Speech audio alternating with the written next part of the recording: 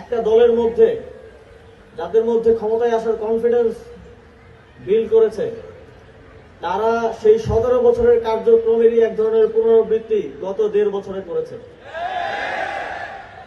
17 বছরে ঠিক যেই বিষয়গুলো আমরা দেখেছি, যার কারণে একটা গণঅভ্যুত্থানের পটভূমি রচিত হয়েছে, তার সকল লক্ষণ আমরা সেই দলের মধ্যে দেখতে পাচ্ছি। আমরা তার একটা ডেমো দেখেছি, গত 1.5 বছরে বাংলাদেশের মানুষ দেখেছে। বাংলাদেশে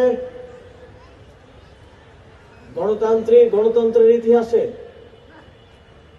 যেই ইকুয়েশন 50 বছর 55 বছর ধরে চলে আসছিল, সেই প্রত্যেক ইকুয়েশন এবারের নির্বাচনে ভেঙে গেছে। ইতিমধ্যেই আপনারা যদি রাস্তায় যান, বাজার করতে গেলে যেই সবজিওয়ালা আছে, রিক্সায় উঠলে যে রিক্সাওয়ালা মামা আছেন, শিক্ষক ছাত্র থেকে সকল শ্রেণী পেশা কমিউনিটির মানুষ আছেন, তাদের সাথে যখন আমরা কথা বলি, তখন আমরা সেই পলিটিক্যাল ডেমোগ্রাফির যে পরিবর্তন হয়েছে সেটা উপলব্ধি করতে পারি।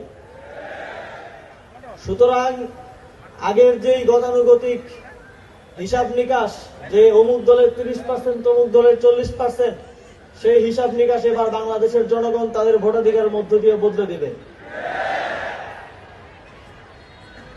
আমাদের 10 দলীয় ঐক্য,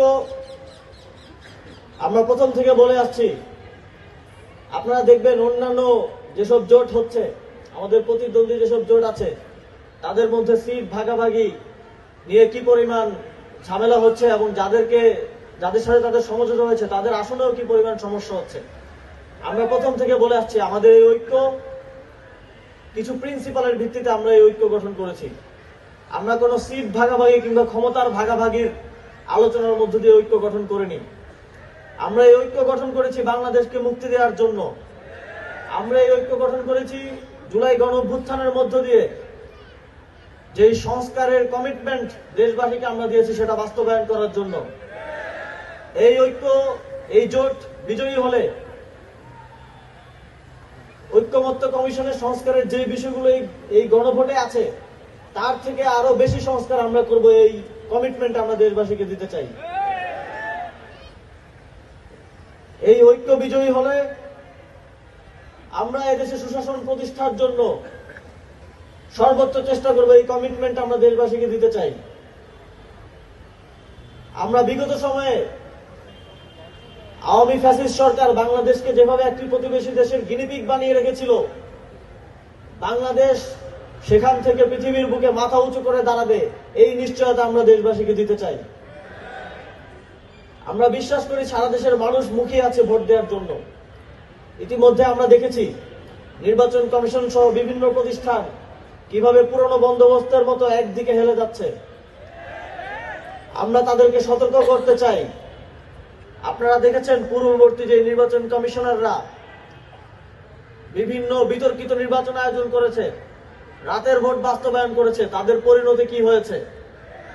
তাদের গলায় বাংলাদেশের মানুষ জুতার মালা পরিয়ে তাদেরকে জেলে সোপর্দ করেছে। আমরা চাই না গণঅভ্যুত্থানের মধ্য দিয়ে আপনারা যারা নির্বাচন কমিশনের চেয়ারে বসেছেন, অদূর ভবিষ্যতে এই ধরনের কোন পরিস্থিতি, এ ধরনের কোন বিব্রতকর পরিস্থিতিতে আপনারা পড়ুন, সেটা আমরা চাই না। এবং সেটা নিশ্চিত করার দায়িত্ব আপনাদেরকেই নিতে হবে। আমরা ভঙ্গ করব না এবং একটি সুন্দর বাংলাদেশ, নতুন বাংলাদেশ এবং যে সেকেন্ড রিপাবলিক গড়ার স্বপ্ন নিয়ে জুলাই গণঅভ্যুত্থানে শত শত তরুণরা জীবন দিয়েছে, সেই বাংলাদেশ গড়ার জন্য আমরা ঐক্যবদ্ধভাবে সামনের দিনেও কাজ করে যাব। এই প্রতিশ্রুতি আজকে 10 দলীয় ঐক্য জোটের পক্ষ থেকে আমি আপনাদেরকে দিচ্ছি।